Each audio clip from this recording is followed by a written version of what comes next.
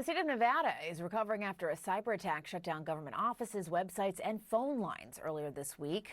Departments went offline to contain the threat before gradually restoring services. As far as what's currently operational, emergency services, including 911, state payroll, unemployment assistance, health programs, and limited DMV online services are available. Governor Joe Lombardo says the incident was first detected early Sunday and warned residents that scammers may try to capitalize on what happened. Glenn Gerstell is joining us now. He's a senior advisor at the Center for Strategic and International Studies and a former general counsel at the NSC. Glenn, thank you so much for being here with us. This attack was initially detected about a week ago.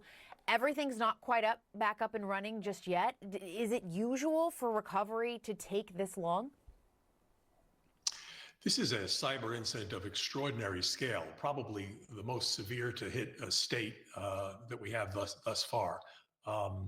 Not necessarily in terms of the number of people, because Nevada has only about 3 million people, but in terms of the scope of the state government services, everything, as you said, from the Gaming Control Board that oversees the Las Vegas Strip to public health to the state police.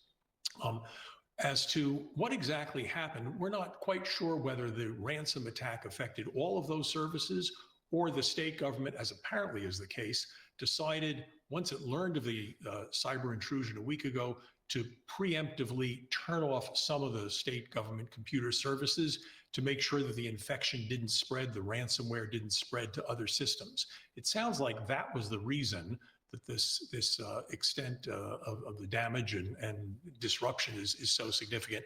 A prudent step, but nonetheless one that's going to take a lot of time.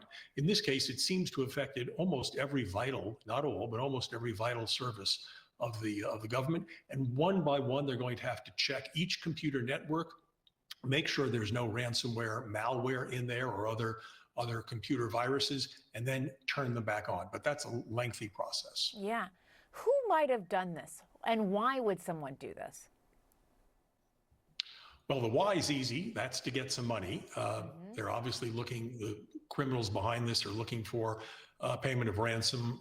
That's presumably why they may have exfiltrated, taken out some data, perhaps about Nevadans' personal information, to hold that as blackmail to the state to say, pay us or else we'll release this. It's most likely a group of cyber criminals, probably not another country, probably even though Russia, China, North Korea, Iran are interested in meddling in maliciously in our cyber infrastructure. This is probably just cyber criminals. And the reason it's so easy is that it's now possible to go on the dark web quite easily and buy a ransomware kit that master cyber criminals are selling. They simply sell it either directly for cryptocurrency or simply ask for a cut of the ransom that you collect. And when you use artificial intelligence to go search for your victims and figure out how to get into them, this becomes a very, very easy and powerful tool in the hands of lots of criminals. So it's very accessible, and the state governments and local governments often don't have the defenses necessary to stand up to it. Yeah, and quickly, we have to go, but it sounds like, based on your last point there, are these governments up to the challenge? Are they prepared for this sort of thing? Look, state and local governments simply don't have the budgets and the cyber expertise that big banks, insurance companies, health insurance companies, et cetera, have, who spend tens of millions of dollars on cybersecurity. Most state governments and local governments aren't in a position to do that. So their defenses are lower. And yet, at the same time, they're more vulnerable because of the data they have about the average citizen: property records, mental health records, school records for your kids. So local governments are a really big, juicy target for cyber criminals. All right, Glenn Gerstell, thank you so much. Great expertise and context there. We really appreciate it.